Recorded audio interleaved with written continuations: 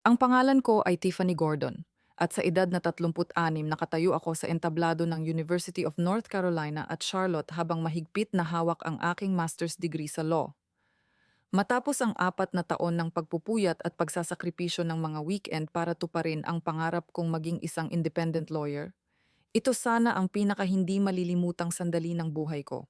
Hinanap ng mga mata ko sa audience sina Mama at Papa, sina Deborah at Edward Gordon, umaasang makikita ko ang mga mukhang puno ng pagmamalaki, pero sa halip ay 3 bakanteng upuan ang bumungad sa akin sa mismong lugar na ipinangako nilang uupuan nila. Hindi man lang sila nag-abalang pumunta. Ilang buwan kong pinaghandaan ang araw na iyon, ipinadala ko pa sa kanila ang petsa oras at maging mapa papunta sa auditorium. Sobrang proud kami sa'yo, Tiffany, sabi noon ng mama ko. Mainit ang tono pero parang nagmamadali na tila may ibang bagay ng laman ang isip niya. Pero kalaunan nagdahilan silang abala raw sila. Abala saan? Sa maliit na party sa bahay ng kapatid kong si Shannon para ipagdiwang ang kontratang nakuha niya bilang freelance event planner. Mas mahalaga pa pala ang party kaysa sa graduation ko. Akala ko ang degree na ito ang magpapakita sa kanila kung gaano ko pinaghirapan ang lahat. Mali pala ako. Pagkababa ko ng entablado, nag-vibrate ang cellphone ko sa loob ng bag. Text mula sa mama ko. Kailangan nating mag-usap agad. Maya-maya nakita ko ring may 30 missed calls ako mula kay Papa sa loob lang ng nakaraang 1 oras. Bumilis ang tibok ng puso ko. May mali. May napakaseryosong nangyari. Hindi ko akalaing ilang minuto lang pagkatapos noon ay tuluyan nang magbabago ang lahat sa buhay ko. Kayo ba? Naranasan na ba ninyong hindi mapansin ng sariling pamilya sa isa sa pinakamahalagang araw ng buhay ninyo? Ibahagi ninyo ang kwento ninyo sa comments at sabihin kung saan kayo nanonood. 10 taon na akong nakatira sa Charlotte, North Carolina, unti-unting bumubuo ng sariling buhay sa isang simpleng one-bedroom apartment malapit sa downtown. Nagtatrabaho ako bilang junior lawyer sa Harper and Stone, isang maliit na law firm na humahawak ng family disputes at estate planning. Hindi ito glamorous na trabaho, mahahabang oras sa pagre-review ng contracts. Pakikialam sa magulong divorce cases at paggawa ng wills para sa mga kliyenteng pinagtatalunan kahit ang pinakamaliit na halaga. Pero mahal ko ang trabaho ko. Mahirap ito detalyado at nagbibigay lakas sa pangarap kong balang araw ay magbukas ng sarili kong law practice para makahawak ng mga kasong mahalaga sa akin tulad ng pagtulong sa mga single parents sa custody battles. Ang pangarap na iyon ang nagtulak sa akin para magpatuloy sa pinakamahihirap na taon ng buhay ko. Nakatira sina Mama at Papa, sina Deborah at Edward Gordon, mga 1 oras ang layo sa tahimik na suburb sa parehong split-level house kung saan ako lumaki. Retired na silang pareho ngayon. Dating school secretary si Mama at mechanic naman si Papa at ginugugol nila ang mga araw nila sa paghahalaman, pagdalo sa church socials at paghanga sa ate kong si Shannon. Sa edad na 40, freelance event planner si Shannon at palaging ipinagmamalaki ang mga latest niyang projects na parabang pinag-uusapan ng buong Charlotte. Ang pinakahuli niyang malaking tagumpay ay isang $10,000 contract para mag-organize ng maliit na wedding ng isang lokal na couple. Hindi naman ito high society event pero kung magyabang siya ay parang pinakamalaking okasyon ng taon. Nakabitin ang atensyon ng mga magulang ko sa bawat salita niya na parabang celebrity siya. Samantalang ang mga taon kong paghihirap sa law school ay halos hindi man lang napapansin. Ganoon na talaga mula pa noon. Si Shannon ang palakaibigan at kayang pasayahin ang lahat gamit ang malakas niyang personality. Nag-o-organize siya ng backyard barbecues or school talent shows at todo puri naman ang mga magulang ko sa creativity niya. Ako naman ang tahimik na anak, laging nakabaon sa mga libro, nananalo sa debate competitions at academic awards, pero parang hindi iyon sapat para mapansin nila. Napaka-vibrant kasi ni Shannon, laging sabi ni Mama na para bang mas mababa ang halaga ng straight A report cards ko. Dadagdag pa si Papa May, kakaibang spark talaga ang batang iyan. Maaga kong natutunan na ang pagiging responsable at masipag ay hindi nakakakuha ng parehong palakpak gaya ng pagiging palabida at flashy. Nang magdesisyon akong kumuha ng master's degree sa law, hindi lang iyon para sa career advancement. Gusto kong patunayan ang sarili ko sa mga magulang ko at sa buong mundo. Nag-enroll ako sa part-time program ng University of North Carolina at Charlotte na para sa mga working professionals na tulad ko. Sa loob ng 4 na taon para akong namuhay ng dobling buhay buong araw sa law firm. Tapos, 3 gabi bawat linggo, nasa klase mula alas 6 hanggang alas 9 ng gabi. At pagkatapos ay ilang oras pang nag-aaral sa maliit kong kitchen table. Mas mahirap pa ang weekends.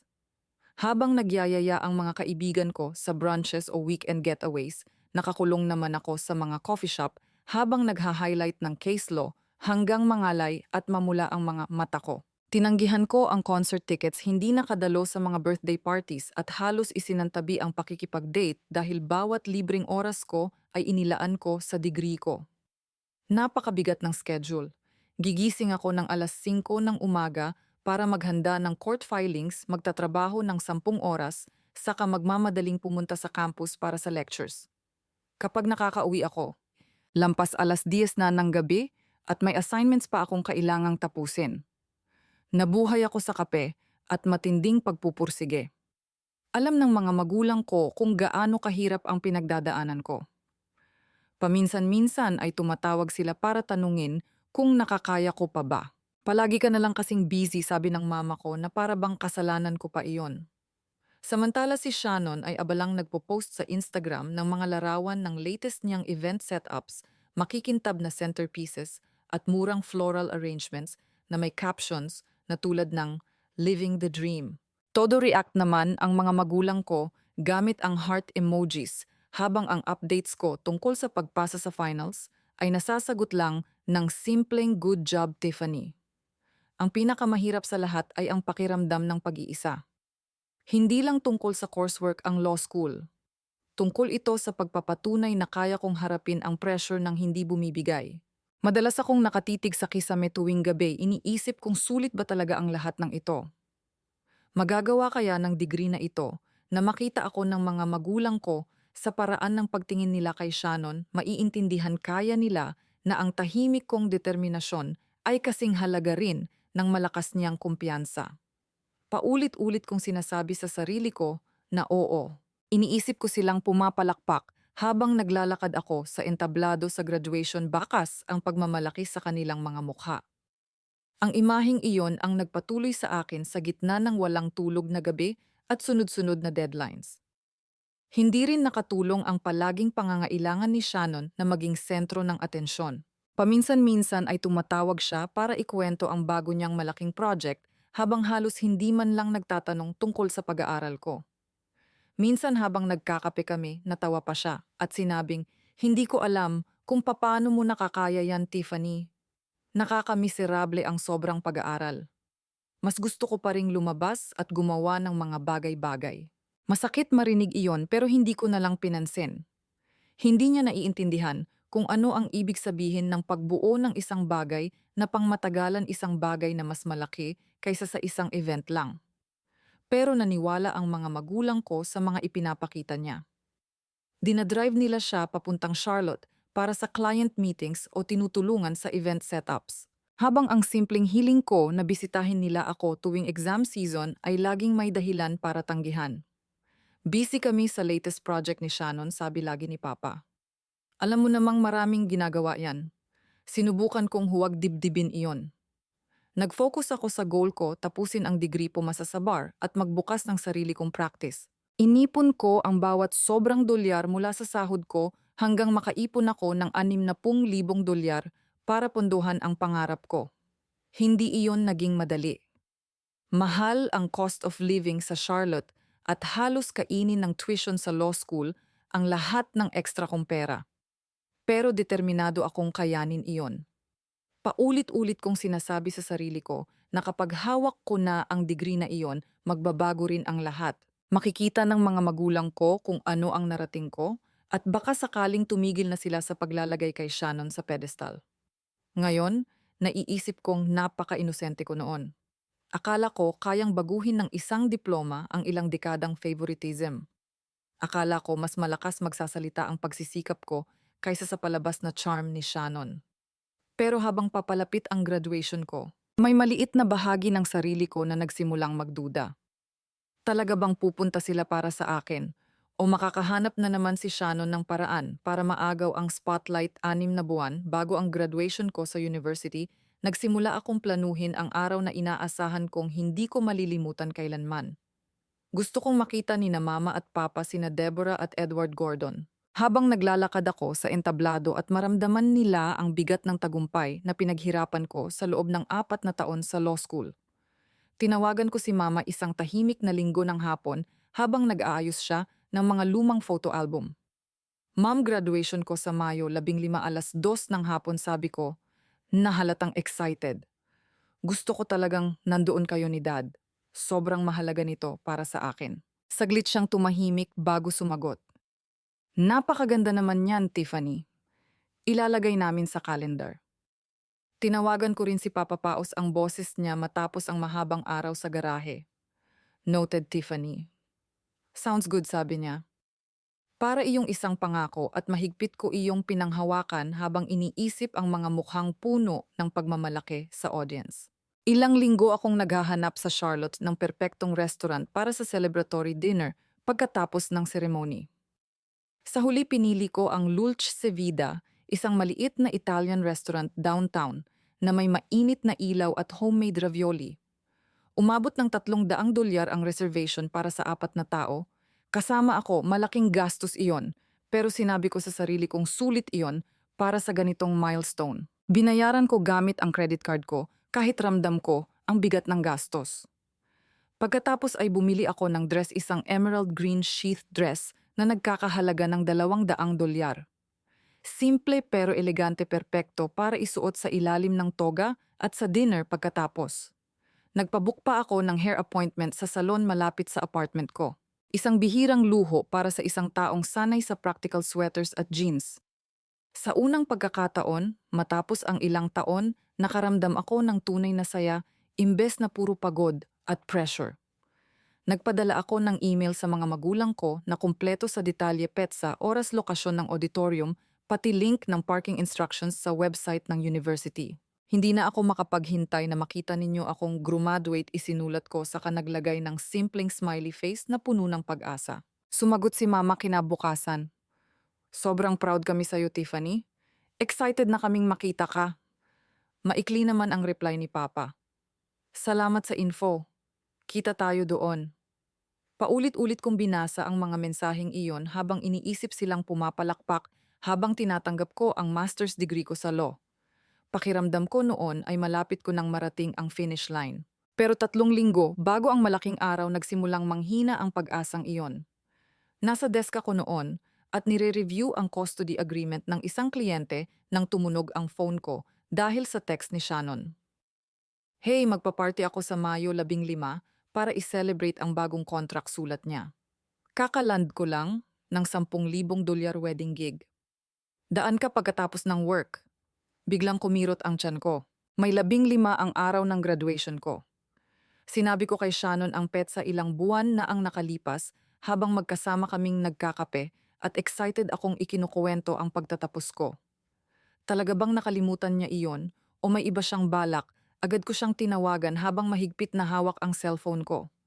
Shannon, sa araw ng graduation ko, ang party mo. Sabi ko habang pinipilit panatilihing kalmado ang boses ko. Sinabi ko sa'yo ang date. Mabilis siyang sumagot, magaang at walang pakialam ang tono. Oh, Tiffany, totally nakalimutan ko. Pero hindi naman big deal yon, di ba ceremony lang naman?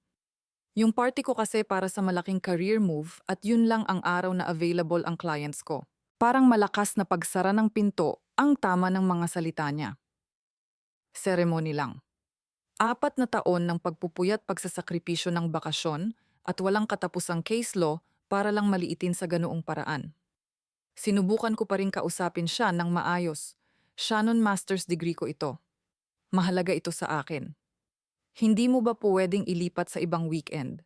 Bumuntong hininga siya na parang ako pa ang nagpapahirap ng sitwasyon. Tiffany, relax ka lang. Nakapag-send na ako ng invitations at huli na para baguhin pa. Besides, kaya naman sigurong puntahan ni na Mom at Dad pareho. Magwo-workout din yan. Pagkababa ko ng tawag na nikip ang lalamunan ko sa frustration. Parehong puntahan. 2:00 ng hapon ang seremony ko at 4:00 naman magsisimula ang party niya sa kabilang side ng bayan. Hindi iyon magtutugma. Umaasa ako naman ang pipiliin ng mga magulang ko sa pagkakataong ito, pero ang kumpiyansa ni Shannon ay nagdulot ng pagdududa sa akin. Sinusubukan na naman ba niyang agawin ang atensyon nila tulad ng lagi niyang ginagawa gamit ang mga flashy niyang events? Wala akong pruweba pero nanatili sa isip ko ang hinalang iyon matulis at nakakagulo ng isip. Nang gabing iyon, nakahiga ako habang nakatitig sa kisame ng apartment ko. Ilang buwan kong inisip ang mga magulang ko sa audience nakangiti at puno ng pagmamalaki habang naglalakad ako sa entablado. Pero ngayon, hindi na ako sigurado. Ang party ni Shannon at ang tinatawag niyang malaking career move ay parang aninong unti-unting tumatakip sa sandali ko. Paulit-ulit kong sinabi sa sarili ko na pupunta sila na hindi nila ako bibiguin, pero may tahimik na boses sa isip ko na nagsasabing baka mali ako. Dumating ang umaga ng graduation ko na may halong excitement at kaba sa dibdib ko. Madaling araw pa lang ay gising na ako. Sobrang restless para makatulog ulit. Alam kong ito ang sandaling 4 na taon kong pinaghirapan, kaya isinuot ko ang emerald green dress na binili ko espesyal para sa araw na iyon. Ang makinis nitong tela ay paalala kung gaano kahalaga sa akin ang milestone na ito. Isinuot ko sa ibabaw nito ang itim kong graduation gown, inayos ang cap ko at tiningnan ang sarili ko sa salamin. Dahan-dahang gumagalaw ang tassel simbolo ng bawat gabing walang tulog at bawat weekend na isinakripisyo ko para sa master's degree ko sa law. Huminga ako ng malalim at sinabi sa sarili kong magiging espesyal ang araw na ito kahit ano pa ang mangyari. Dumating ako sa campus auditorium pasado 1:00 ng hapon at nakihalo sa ibang graduates na pare-parehong nakaitim na toga. Punong-puno ng excitement ang paligid. May mga classmates na nagpapakuha ng litrato kasama ang pamilya nila mga magulang na may hawak na bulaklak at mga kapatid na may dalang balloons. Isa-isa kong sinuyod ng tingin ang mga mukha sa paligid habang hinahanap sina mama at papa, pilit na umaasang darating sila kahit may party si Shannon. Baka ako ang pinili nila this time. Bulong ko sa sarili ko habang pinanghahawakan ang malabong pangakong binitawan nila. Pero habang pumipila ako, hawak ang name card ko, wala pa rin akong nakitang bakas nila. Kumirot ang tiyan ko, pero pinilit kong itulak pababa ang pagdududa at mag-focus sa sandaling iyon. Pinaghirapan ko ang degree na ito at lalakad ako sa entablado anuman ang mangyari. Nagsimula ang ceremony ng 2:00 habang pumapasok ang mga graduates sa tunog ng pomp and circumstance. Pumwesto ako sa alphabetical lineup habang patuloy na tumitingin sa audience. Punong-puno ang mga upuan at halos maghalo-halo na ang mga mukha sa ilalim ng maliwanag na ilaw, pero wala roon ang mga magulang ko. Patuloy akong naghahanap, sinasabing baka late lang sila. Baka naipit sa traffic o naghahanap pa ng parking. Pero habang nagsasalita ang university president tungkol sa perseverance at bagong yugto ng buhay, unti-unting tumimo ang malamig na katotohanan. Wala sila roon. Pinili nila ang party ni Shannon kaysa sa graduation ko. Nang tawagin ang pangalan kong Tiffany Gordon, Master of Laws with Honors. Matatag akong naglakad sa entablado kahit mabigat ang dibdib ko. Kinamayan ko ang dean, tinanggap ang diploma case ko at inilipat ang tassel mula kanan papuntang kaliwa. Magalang ang palakpakan katulad ng para sa lahat ng graduates, pero pakiramdam ko ay walang laman iyon na para bang hindi talaga para sa akin ang sandaling iyon. Walang sumigaw ng pangalan ko. Walang pamilyar na boses na bumasag sa ingay ng auditorium. Pinilit kong ngumiti para sa photographer pero halos durugin ako ng lungkot. Tagumpay ko ito pero mag-isa ko itong hinaharap. Pagbalik ko sa upuan ko, automatiko akong pumalakpak para sa ibang graduates habang magulo ang isip ko. Ibinigay ko na sa mga magulang ko ang lahat ng detalye pet sa oras lugar. Halos magmakaawa na akong pumunta sila. Kaya bakit wala sila roon? Ang party ni Shannon, ang $10,000 wedding contract niya ay hindi dapat mas mahalaga kaysa rito. Lalong tumalim ang pagdududang naramdaman ko matapos ang usapan namin ilang linggo na ang nakalipas. Talaga bang balak nilang dumalo o palaging mas mahalaga ang spotlight ni Shannon kaysa sa akin? Pagkatapos ng ceremony, nagkalat ang mga graduates sa lawn sa labas habang nagsasalubong ang mga pamilya sa yakapan tawanan at masasayang kuhanan ng litrato. Nakatayo lang ako sa gilid. Mabigat ang diploma case sa mga kamay ko habang pinapanood ang mga magulang na niyayakap ang kanilang mga anak at proud na kumukuha ng pictures. Pakiramdam ko ay outsider ako sa sarili kong tagumpay. Kinuha ko ang phone ko, umaasang may text man lang mula kina mama o papa, kahit apology, paliwanag, kahit ano. Pero wala, dahil sa nakasanayan. Binuksan ko ang Instagram at nag-scroll sa mga posts ng classmates ko kasama ang kani-kanilang pamilya. Pagkatapos ay bigla akong natigilan. May bagong post si Shannon, 1 oras lang ang nakalipas sakto habang nasa seremony ako. Makikita roon sina mama at papa sa bahay niya, nakataas ang wine glasses habang nakikipag-toast kasama ang ilang bisita. Ang caption, "Celebrating my big contract win with my favorite people." Parang tumigil ang paghinga ko. Nandoon sila sa party ni Shannon, nakangiti na para bang walang halaga ang graduation ko. Nag-zoom in ako sa larawan at nakita ko ang proud na ngiti ni mama at ang braso ni papa na nakayakap sa kanya. Dumating ang sakit na parang malakas na alon, hilaw, matindi at halos mawalan ako ng hangin sa paghinga. Pero may isa pang damdaming sumulpot, malamig at matalim na pagdududa. Alam ni Shannon ang graduation date ko. Sinabi ko iyon sa kanya ilang buwan na ang nakalipas. Kaya bakit sa araw ding iyon niya pinili gawin ang party niya? Hindi na iyon mukhang simpleng coincidence. Paakyat na ako sa legal career ko at nagpaplanong magbukas ng sarili kong practice. At matagal ko nang nararamdamang hindi siya komportable roon, na para bang banta sa kanya ang tagumpay ko.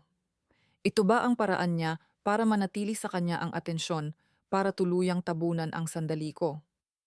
Mabilis kong isinuksok ang phone ko sa bag habang nanginginig ang mga kamay ko. Sinubukan kong panghawakan ang pride na dala ng degree ko at ang lahat ng taon ng paghihirap na kinakatawan nito. Nagpakuha pa ako ng ilang litrato kasama ang classmates ko habang pilit nang ngumiti kahit masaya nilang ikinukuwento ang family plans nila. Pero hindi mawala sa isip ko ang Instagram post na iyon, isang sugat na hindi ko kayang balewalain. Naglakad ako papunta sa kotse ko habang pakiramdam ko ay mas mabigat pa kaysa dati ang diploma case na hawak ko. May reservation pa ako sa Dolce Vita para sa dinner, pero hindi ko na alam kung kaya kong harapin iyon ng mag-isa. May mali sa lahat ng ito at nagsisimula akong maniwalang sinadya iyon ni Shannon. Habang umaalis ako sa campus, ang diploma case sa passenger seat ay parang pabigat ng pabigat, tila dinadala nito ang kabiguan ng araw na dapat sana ay pinakamasaya sa buhay ko. Sa buong ceremony, masyado akong abala sa pag-akyat sa entablado at sa pilitang pagngiti para sa mga litrato, kaya hindi ko na-check ang phone ko. Habang pumapasok ako sa highway, pauwi sa apartment ko, napatingin ako sa screen, inaasahang katahimikan lang ang makikita ko. Pero nanikip ang dibdib ko. May text mula kay mama na nakasulat, "Kailangan nating mag-usap agad." Sa ibaba nito ay may 30 missed calls mula kay papa, lahat sa loob lang ng nakaraang 1 oras. Humigpit ang hawak ko sa manibela habang unti-unting sumisikip ang dibdib ko sa kaba at pagkalito. Ano ang nangyari? Huminto ako sa isang gas station habang mabilis ang tibok ng puso ko at agad kong tinawagan si papa. "Dad, anong nangyayari?" tanong ko na nanginginig ang boses. Mabilis siyang sumagot, halatang balot ng panik ang tono niya. "Tiffany, si Shannon. Nahulog siya sa hagdan sa party niya. Malubha ang lagay niya at nasa ospital ngayon. Kailangan ka namin dito." Umikot ang isip ko. Nasugatan si Shannon. Biglang bumalik sa isip ko ang larawan ni na mama at papa na masayang nakikipag-toast sa party niya, ang mismong larawang muling nagpaalala sa sakit ng pagkawala nila sa graduation ko. "Anong hospital?" tanong ko habang pilit pinapakalma ang sarili ko para makapag-focus. Ibinigay niya ang address ng Carolinas Medical Center, mga 10 minuto lang ang layo. Pagkababa ng tawag, na natili akong hati sa pagitan ng pag-aalala at ng matinding sakit na patuloy pa ring nag-aalab sa dibdib ko. Nagmaneho ako papunta sa ospital habang unti-unting nilalamon ng dapit hapon ang skyline ng Charlotte at magulo ang isip ko. May parte sa akin na gustong umatras na lang at hayaan silang harapin ang gulong ginawa ni Shannon, pero may isa pang bahagi, ang bahaging nakakapit pa rin sa pamilya, kahit paulit-ulit na nasasaktan ang nagtulak sa akin para magpatuloy. Pagdating ko, mabilis akong tumakbo papunta sa emergency wing habang nakatiklop pa rin ang graduation gown ko sa likod ng sasakyan. Sa waiting area, nadatnan ko sina mama at papa, maputla at halatang balisa ang mga muka. Mom, Dad, anong nangyari tanong ko, mas matalas ang boses kaysa sa gusto ko. Pinipilipit ni mama ang tissue sa mga kamay niya habang namumula ang mga mata. Tiffany, salamat at nandito ka. Umiinom si Shannon sa party niya habang ipinagdiriwang ang bagong contract. Nadulas siya sa hagdan at malakas ang pagkakahulog. Sabi ng doctors bali ang femur niya at may mild concussion. Kailangan niyang operahan. Aabot ng 50,000 dolyar o baka mas mataas pa.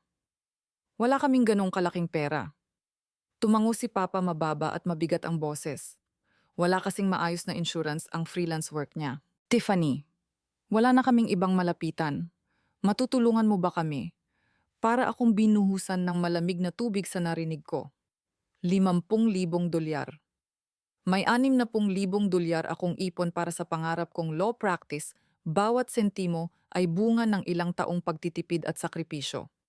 At ngayon, hinihiling nilang isuko ko iyon para kay Shannon ang kapatid kong sadyang nagplano ng party niya sa mismong graduation day ko. Pinapabayad ninyo sa akin nanginginig kong tanong.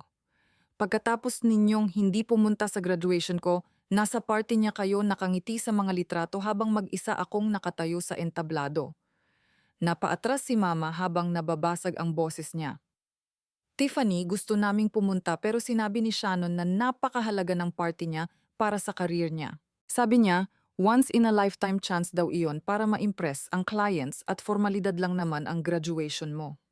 Akala namin maiintindihan mo. Mas masakit pa ang mga salitang iyon kaysa sa makita ang mga bakanteng upuan sa audience. Formalidad lang. Tinitigan ko siya habang kumukulo ang galit ko.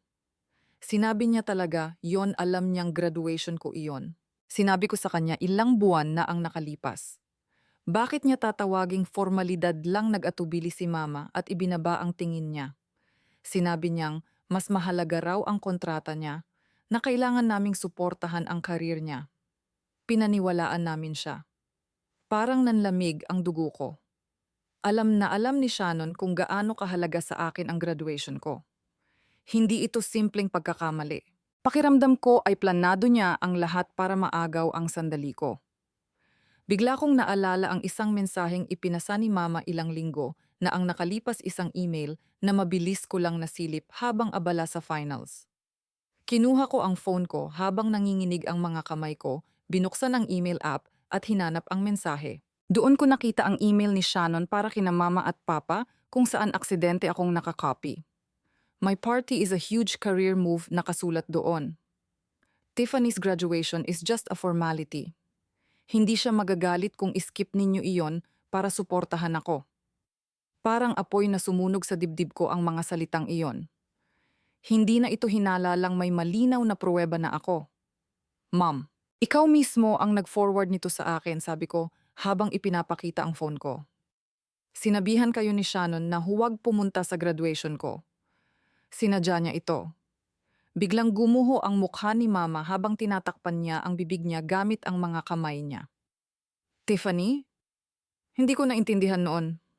Akala ko excited lang talaga siya sa contract niya. Sobrang sorry. Lumapit si Papa. Nagmamakaawa ang boses. Nagkamali kami, Tiffany. Pero kailangan ni Shannon ang surgery na ito. Pakiusap ikaw na lang ang pag-asa namin. Nakatayo lang ako roon habang umaalingaw-ngaw ang ugong ng fluorescent lights sa ospital. Hati sa pagitan ng pamilyang buong buhay kong sinubukang mapasaya at ng pagtataksil na hindi ko na kayang balewalain. Ang email ni Shannon ay hindi aksidente o simpleng pagkakamali. Isa iyong malinaw at planadong paraan para manatili sa kanya ang atensyon ng mga magulang ko at para tabunan ang sandali ko. At ngayon, hinihingi nilang isakripisyo ko ang ipon ko ang kinabukasan ko para sa kanya. Mabigat ang hangin sa paligid habang nakatitig silang pareho, sa akin naghihintay ng sagot. Pero ang tanging naririnig ko ay ang malakas na tibok ng puso ko puno ng lahat ng taong paulit-ulit akong naisasantabi. Habang nakatayo ako sa waiting room ng ospital, Umaalingaw-ngaw ang paghingi ng tawad ni Mama at paulit-ulit na bumabalik sa isip ko ang email ni Shannon. Mas mabigat kaysa dati ang sakit ng pagtataksil nila. Ang nagmamakaawang mga mata ng mga magulang ko. Ang wasak na mukha ni Mama, ang desperadong boses ni Papa, hinihingi nilang isuko ko ang kinabukasan ko para sa kapatid na sadyang sinubukang tabunan ako. 50,000 dolyar para sa surgery ni Shannon. Halos iyon na ang kabuuanan ng ipon kong 60,000 dolyar bawat sentimo para sa pangarap kong magbukas ng sarili kong law practice. Parang nanigas ako habang mas lalong pinapalakas ng ugong ng ilaw sa ospital ang bagyong nagwawala sa loob ko. Kaya ko ba talagang gawin ito para sa pamilyang paulit-ulit akong piniling isantabi? Huminga ako ng malalim habang mahigpit na nakakuyom ang mga kamao ko. Babayaran ko ang surgery, sabi ko sa mababa, pero matatag na boses. Pero ito na ang huling bagay na gagawin ko para sa pamilyang ito. Napasinghap si Mama habang inaabot ang kamay ko. Tiffany, pakiusap. Hindi namin sinasadya, pinutol ko siya habang umiiling. Hindi, Ma'am. Pinili ninyo ang gusto ninyo. Pinili rin ni Shannon ang kanya. Tapos na ako. Bumagsak ang mukha ni Papa, pero nanatili siyang tahimik, unti-unting nanghina ang mga balikat niya. Tumalikod ako dahil hindi ko na kayang tingnan pa sila at dumiretso sa billing office ng ospital. Inayos ko ang bank transfer na 50,000 dolyar at pinanood kung paano naglaho sa ilang pindot lang ang ipon kong pundasyon sana ng kinabukasan ko. Masakit iyon, pero hindi kasing sakit ng mga taon na paulit-ulit akong naisasantabi. Nang gabing iyon, nakaupo ako sa apartment ko habang nakatitig sa confirmation email mula sa Dulce Vida para sa celebratory dinner na matagal kong pinlano. Inisip ko noon sina Mama at Papa na magtutoast para sa master's degree ko, pero ngayon parang wala nang saysay ang lahat. Tinawagan ko ang restaurant at kinansela ang reservation habang walang emosyon ang boses ko nang sabihin kong hindi ko na iyon kailangan. Sandaling natahimik ang staff sa kabilang linya bago marahang nagsabi ng, "I'm sorry, ma'am." Pagkababa ko ng tawag, kakaibang katahimikan ang bumalot sa akin. Ang dinner na iyon, sana ang simula ng bagong chapter ng buhay ko.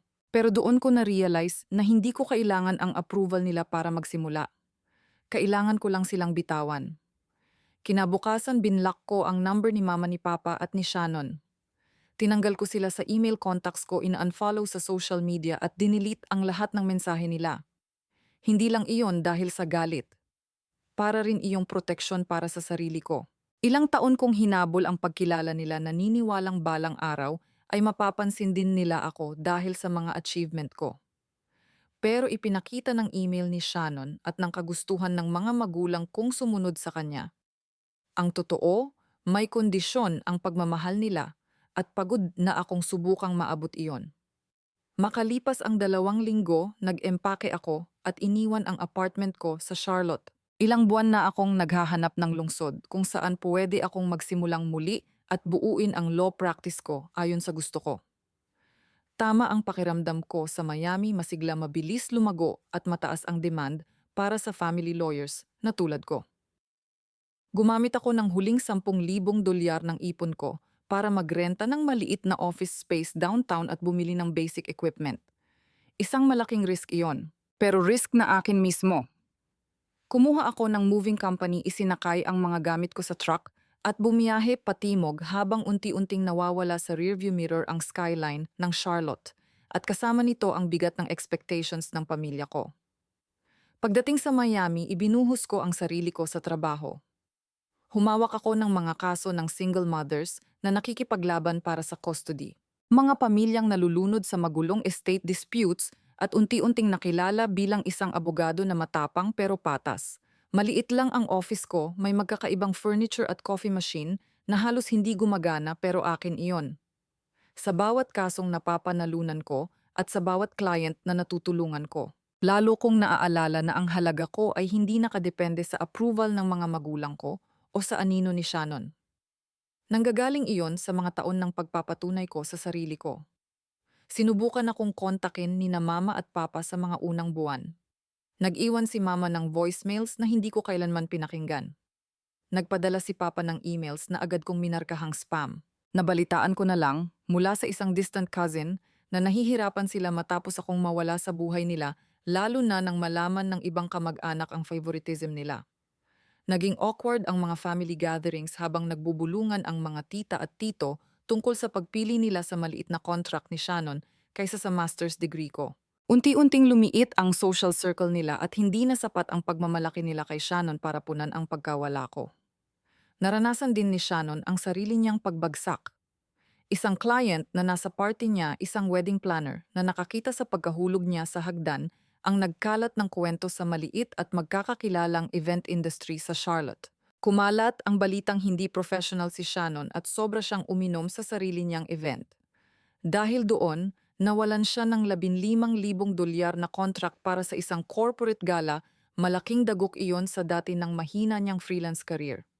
Dahil sa bali niyang femur at concussion, hindi siya nakapagtrabaho ng ilang buwan at mabilis na naubos ang mga ipon niya. Hindi ako natuwa sa mga nangyari sa kanya, pero wala rin akong naramdamang guilt. Gumawa siya ng sarili niyang mga desisyon gaya ng ginawa ko para sa sarili ko. Ngayon naiintindihan ko nang ang graduation ko ay hindi lang tungkol sa degree. Tungkol iyon sa pagkilala kung sino talaga ako kapag binigo ako ng mga taong pinakamamahal ko. Ilang taon kong inisip na ang approval nila ang sukatan ng halaga ko na kapag nagsikap ako ng sapat ay makikita rin nila iyon. Pero habang mag-isa akong bumubuo ng practice ko sa Miami, na-realize ko ang katotohanan. Hindi nakasalalay sa kanila ang value ko. Nasa mga desisyong ginagawa ko iyon sa mga boundaries na itinatakda ko at sa buhay na pinipili kong buuin. Binayaran ko ang surgery ni Shannon hindi dahil may utang ako sa kanya, kundi dahil gusto kong tapusin ang chapter na iyon ng walang pagsisisi. Hindi naging madali ang pagputol ng connection sa kanila, pero iyon ang naging kalayaan ko.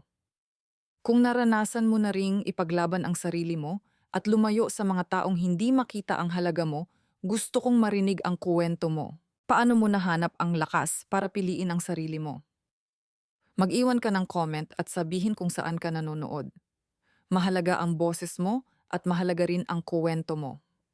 Mag-subscribe para sa mas marami pang totoong kuwento tungkol sa paghahanap ng sarili mong landas.